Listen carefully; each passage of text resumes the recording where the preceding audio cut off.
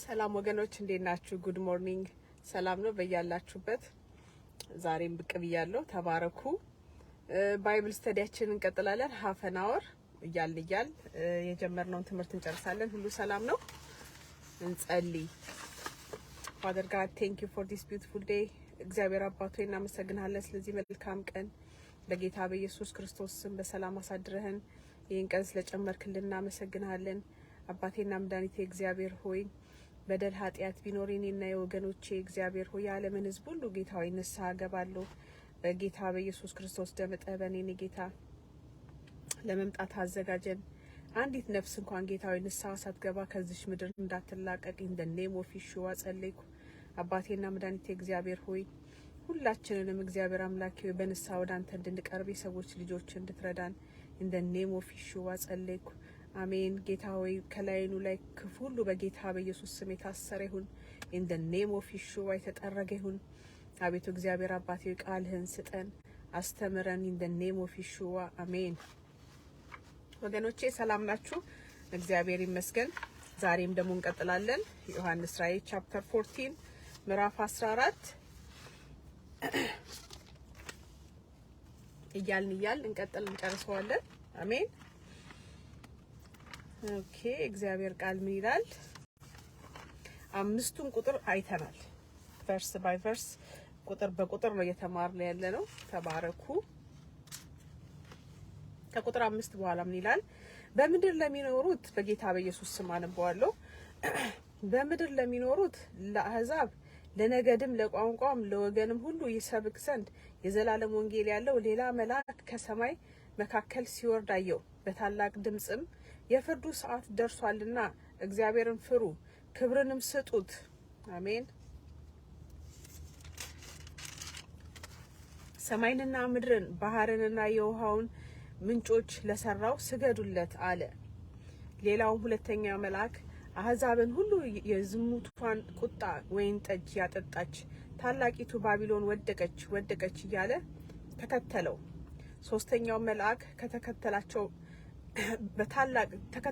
በታላቅ ድምጽም እንዲህ እያለ ለአውሬውና ለምስሉ የሚሰግድ በግንባሩም ወይንም በእጁ ምልክቱን የሚቀበል ማን ቢኖር እርሱ ደግሞ በቁጣው ጽዋ ሳይቀላቀል ከተዘጋጀው ከእግዚአብሔር ቁጣ ወይን ጠጅ ይጠጣል፣ በቅዱሳን መላእክትና በበጉ ፊት በእሳትና በዲን ይሰቃያል። አያችሁ ወገኖቼ፣ የአውሬውን ምልክት መውሰድ ለዘላለም የማይሰራ ኃጢአት መሆኑን የእግዚአብሔር ቃል እዚህ ጋር ይነግረናል። ስለዚህ አሁን እንደምናየው በጣም ብዙ ሐሰተኛ አስተማሪዎች ስላሉ፣ ሐሰተኛ ነቢያት ስላሉ እነዚህ ሐሰተኛ ነቢያት ስተው እንዳያስቱ ሰውን የአውሬ ምልክት መውሰድ ምንም አይደለም ብለው ያልተማሩትን ሰዎች እንዳያሳስቱ እንደዚህ እርስ በርሳችን መማማር አለብን እና ይሄንን አስጠንቅቁ ማለት ነው። ሁሉም ሰው ማንም ምልክቱን መውሰድ የለበትም። አሜን። ከዛ ደግሞ የስቃያቸውም ጢስ ለዘላለም እስከ ዘላለም ድረስ ይወጣል። ለአውሬውና ለምስሉ የሚሰግዱ የስሙንም ምልክት የሚቀበል ሁሉ ቀንና ሌሊት እረፍት የላቸውም። አያችሁ፣ ሲኦል እረፍት የለውም ወገኖቼ። የእግዚአብሔርን ትእዛዝ የሚጠብቁት ኢየሱስንም በማመን የሚጸኑ ቅዱሳን ትዕግስታቸው በዚህ ነው። ከሰማይም ከእንግዲህ ወዲያ በጌታ የሚሞቱ ብፁዓን ናቸው።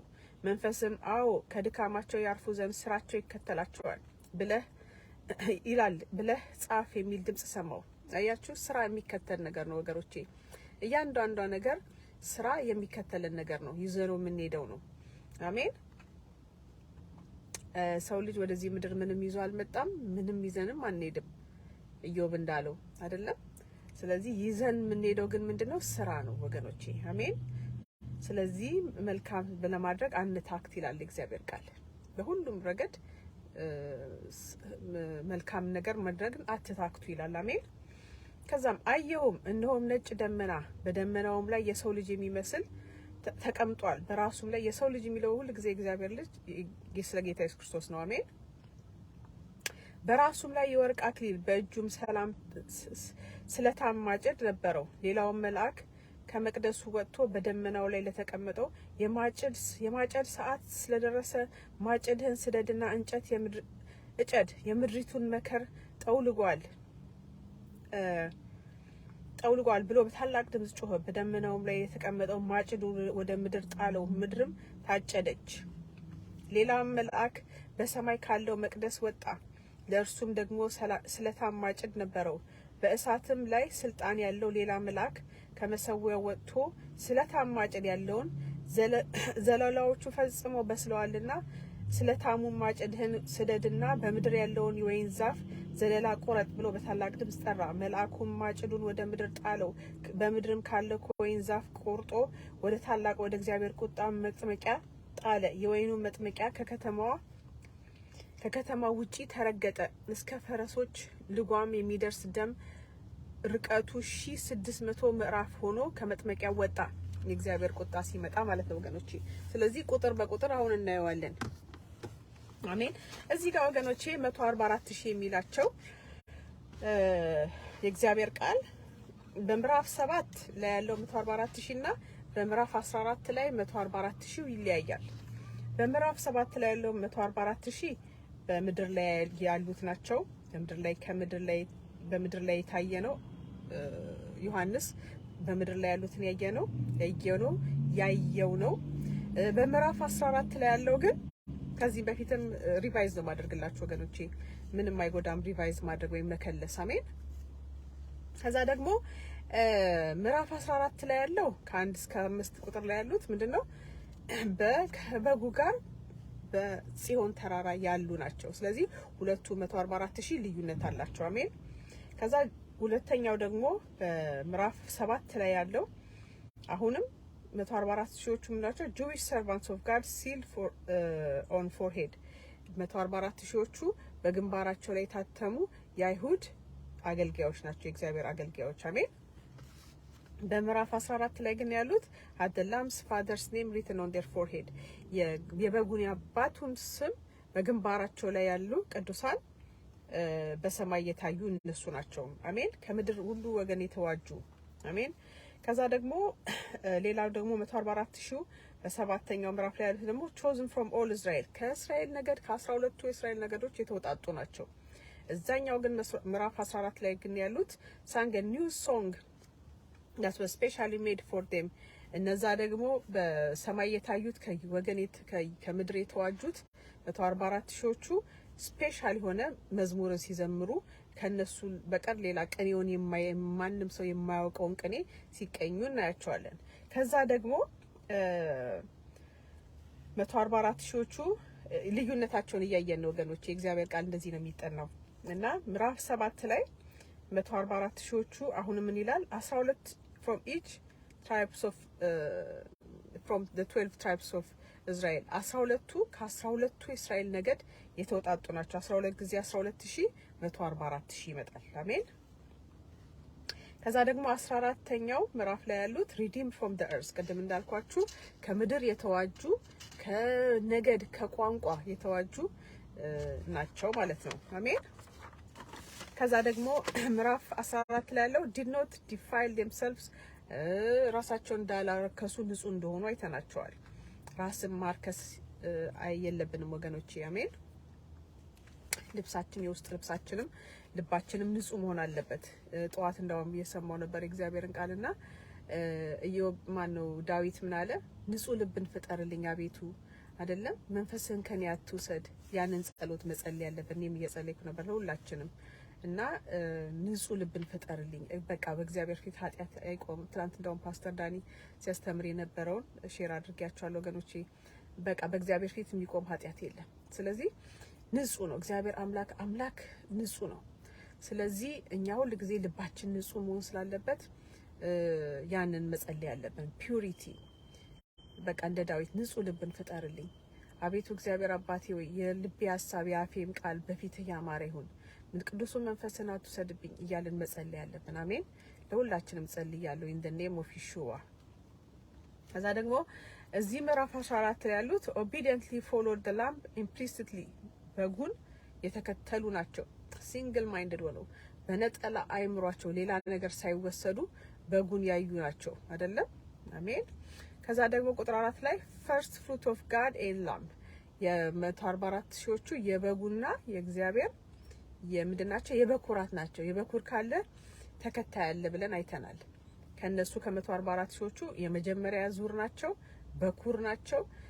በኩር የሚለው እግዚአብሔር ሁሉ ነገር ከወንድም ልጅ በኩር ነው ይላል። የኔ በኩር እግዚአብሔር ለእግዚአብሔር የተለየ ነው። እነዚህም ከምድር የተዋጁ በኩራት ናቸው 144 ሺዎቹ። አሜን።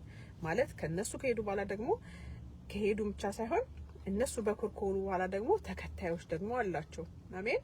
እንደነሱ ይሆኑ ማለት ነው። ከዛ ደግሞ were truthful to God and before men። አሜን። በእግዚአብሔርም በሰውም ፊት ታማኝ ነበሩ፣ እውነተኞች ነበሩ።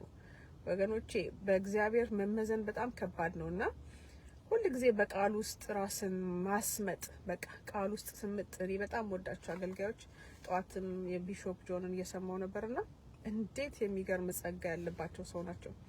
እንዲሁ ዝም ብሎ ዱብ አላለም ጭንቅላታቸው ላይ ያልወረደም ያ ሁሉ ጸጋ፣ ግን የእግዚአብሔርን ቃል ከማንበብና ህይወታቸው ከማድረጋቸው የተነሳ የሚገርም እሳቸው የሚደንቅ እግዚአብሔር እንትን አለባቸው፣ እግዚአብሔር መንፈስ አለባቸው ወገኖቼ።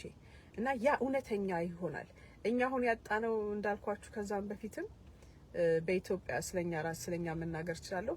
ክርስትናን ህይወት ማድረግ ላይ ነው ያቃተን። በቃ ህይወታችን ማድረግ። ሌሎችን ሃይማኖት አይታችኋቸዋል፣ ለመጽሐፋቸው ያላቸው ክብር ይኖሩታል። እኛ ደግሞ ኑሮ ነው የከበደን።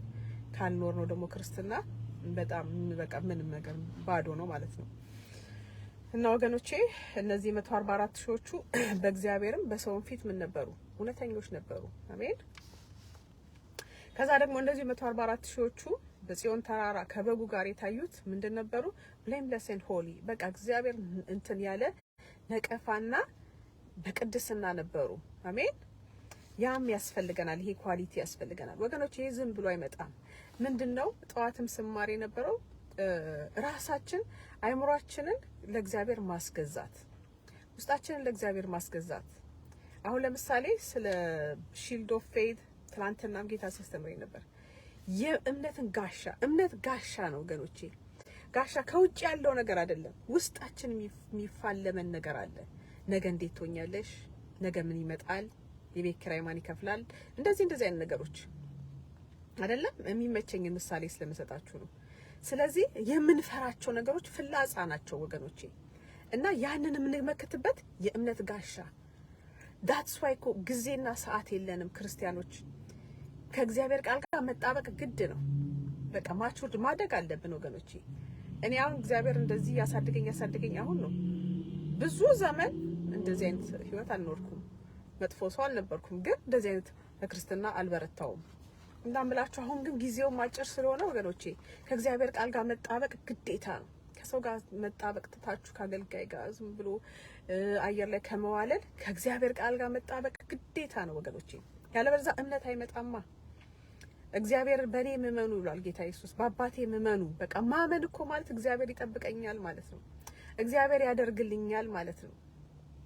ወዳጅ እንኳን ስናምን ሰው እንዴት ነው የምንሆነው? እናርፋለን አይደል? ወይ አባቶቻችንን እንደዚህ እሱ ምንም በቃ በአባት እኮ ይታረፋል አይደል? በእናት ይታረፋል። በእግዚአብሔርማ እንዴት በወዳጅ ይታረፋል። ሰው በወዳጆቹ ያርፋል። በእግዚአብሔር ደግሞ በእኔ እረፉ ይላል። እረፉ በቃ እግዚአብሔርን ማመን። ብዙ አንሰርቴን ብዙ እርግጠኛ ያልሆንባቸው ዓለም ነው ያለነው፣ ግን በእኔ እመኑ አለ ጌታ። ስለዚህ በእግዚአብሔር ማረፍ። የእስራኤል ህዝቦች 40 ዓመት ፈጀባቸው በቃዴስ በርኔስ። ምክንያቱም እግዚአብሔር ብዙ ታምራት አድርጎ ነበር ከግብጽ ምድር ያወጣቸው። አይታችኋል አይደለም? 10 ፕሌግስ 10 አይነት የፈርዖን ልብ ደንድኖ ያ ሁሉ ህዝቡ እንዲታመኑበትም ነበር። አንደኛ እግዚአብሔር ያን ሁሉ የግብጽ ምድር በጨለማ ሲመታ በጎሼም ነው በምንድነው በአማርኛው የእስራኤል ያሉበት መንደር ብቻ ብርሃን ነበር። ታላላቅ ታምራቶችን እግዚአብሔር አድርጎ ህዝቡን አወጣ ከግብጽ ምድር። ግን ህዝቡ ስቲል በእግዚአብሔር አይታመኑ። እግዚአብሔር ምን አለ? ይህ ህዝብ እስከመቼ ይንቀኛል አለ። ባደረኳቸው ታምራትስ እስከመቼ ነው የማያምንብኝ? አያችሁ፣ የማያምንብኝ። እግዚአብሔር የሚያምኑትን ይፈልጋል። በቃ ደግሞ ታማኝ ነው እግዚአብሔር። እኔ አይቼዋለሁ። እግዚአብሔር ታማኝ ነው። እስቲ ጥጋ ሲይዙት በቃ ተናግረሃል ጌታ የለመንኩን እስቲ ከዛ ደግሞ ካይናችሁ አታርቁት ያንን እንትን የተስፋ ቃል እና ቢሾፕ ራሳቸው ትላንትና ሲናገሩ ነበር እግዚአብሔር ካሉበት ከህንድ ሀገር ከአንድ ከተማ ወደ ታሚልናዱ ውጣ ብሎ እግዚአብሔር ሲላቸው ጌታ እኔ ልጆቼስ ባለቤቴስ ቤት የለኝም እንደዚህ ሲል አንድ በር ሲዘጋ 7 በር ላንተ ከፍትልሃለሁ ሂድ ውጣ ብለው ሲላቸው እግዚአብሔርን ታምነው ወጡ። አቤት እግዚአብሔር ታማኝነቱን ሲናገሩ እስካሁን ይደንቀኛል ይላሉ። እግዚአብሔር ታማኝ አምላክ ነው፣ ታማኝ ነው። ስለዚህ እግዚአብሔር የእስራኤል ልጆች እግዚአብሔርን ያስመረሩት በምንድን ነው? ባለመታመናቸው ነው፣ ባለማመናቸው። እግዚአብሔር በቃ አያድነኝም፣ በቃ ይሄማ እንዴት ይሆናል አይደለም እያሉ ሲሉ ይሄ ህዝብ እንዴት ይንቀኛል አለ እግዚአብሔር። ያን ሁሉ ነገር አድርጎላቸው ከእስራኤል ከሲና ተራራ እስከ ምንድነው እስራኤል ስንት ቀን ጊዜ ነበር ያሉት? የ11 ቀን ጉዞ ነው። የ11ዷ ቀን ጉዞ 40 አመት ፈጀባቸው። 40 አመት ከቃዴስ በርኔስ ከቃዴስ ሲሄዱ ሲመለሱ 40 አመት ፈጀ። ስለዚህ እግዚአብሔር ምን አለ? ያንን ትውልድ ተቆጣ። በፍጹም አይገቡም አለ ጌታ ወደ እረፍቴ፣ ምክንያቱም ንቀውኛል አለ። በብዙ ነገር አስቆጡት። በአንደኛ በመማረር ይሄ መርመሪንግ ወይም ደግሞ በማጉረምረም፣ ሌላ ደግሞ ባለማመናቸው በምድረ በዳ ቀሩ። ልጆቻቸው ብቻ ገቡ እና ኢያሱና ካሌብ ከ20 አመት ነው ከ20 አመት በታች ያሉት ልጆች ገብተዋል እና ኢያሱና ካሌብ። ሌላው ግን ትልልቆቹ ጀነሬሽኖች በሙሉ አልገቡም። እና ወገኖቼ ብዙ ጊዜ እስራኤል ልጆች ለትምህርት ነው የተጻፈልን መጽሐፍ ቅዱስ እና እኛም ከነሱ የተሻልን አይደለንም። ብዙ ጊዜ እኛ ከነሱ እንደምንሻል ነው ጴንጤዎች የሚናገሩት፣ እነሱ እንደሚሻሉ ከእስራኤል ህዝብና ያ አይደለም። ሁላችንም ያው ነን። ስለዚህ እግዚአብሔርን ልናምነው ይገባል። አምነ ነው በቃ እግዚአብሔር መጪው ጊዜ ደግሞ በእግዚአብሔር ካልሆነ መኖር አንችልም፣ መራመድ አንችልም። በእምነት ነው በቃ ቢገለኝስ እንኳን እያልን በእግዚአብሔር መታመን ነው ያለብን ወገኖች። አሜን። እና ይሄን ላችኋለሁ። ደግሞ ጌታም እየመጣ ስለሆነ እንደውም ጠዋት የሰማሁትን አንድ እንትን ጣልል አድርግላችሁና እነ ሮዚዬ ከሰማችሁ የእግዚአብሔር ሰው አንድ ፕሮግራም ላይ ቢሾፕ ጠዋት ሲናገሩ አንድ ወጣት እንትን ፕሮግራም ላይ መልእክት ያመጣል ስቴጅ ላይ እና ጌታ እየመጣሁ ነው ይላል። አሁን እየመጣሁ ነው እያለ ልጁ የመጀመሪያው ጊዜ እንደሆነ አይዶ ነው መልእክት ሲያመጣ በልቡ ትንሽ ይሸበርና ከዛ እየመጣሁ ነው እያለ ከዛ ሲል ከስቴጁ ላይ ይወድቃል። ሲወድቅ ከታች ስቴጁ ስር አንድ አሮጊት ሴትዮ ነበሩና ሴትዮዋ ላይ ወደቀባቸው። ሲወድቅባቸው ማማ ይቅርታ አያቴ ወደኩቦት ሲላቸው አይ ልጄ እኔ አንተን ነው እንጂ ይቅርታ ማለት ያለብኝ፣ አንተማ ቆየህ እኮ እመጣለሁ ካልክ እኔ ነበርኩ መዘጋጀት የነበረብኝ ብለው አሉትና የጆክ ይመስላል እንጂ እውነተኛ ታሪክ ነው። እና ጌታም እየመጣ ነው እንደ ሴትዮ አይ ልጄ እኔ ነኝ ይቅርታ ማለት ያለብኝ፣ አንተም ቆይተሃል መጣው ካልክ እኔ ጌታም መጣው ካለ ቆይቷልና ሂስ ካሚንግ ፎር ሪል እና በዚህ ደስ ሊለን ይገባል። በጣም ተጽናኑ። እኔ በምድር ላይ አሁን ሰው ቢጠይቀኝ እንደ ጌታ መምጣት ትልቅ ዜና አለ ብዬ አላምንም። ኔቨር። አንደኛ በቃ ይሄ ዓለም ወደ እውነተኛው ኦነር ወደ እውነተኛው ባለቤት ይመለሳል። ከጌታ መምጣት ሌላ ዜና የለም ወገኖቼና ለዛ እንዘጋጅ እላችኋለሁ። አሜን። ከዛ ስንቀጥል ወገኖቼ 2 sets of 144,000 not the same። ስለዚህ ምን አየን? ሁለዚህ 244 ሺዎቹ አንድ አይነት ግሩፖች እንዳልሆኑ አይተናል። አሜን።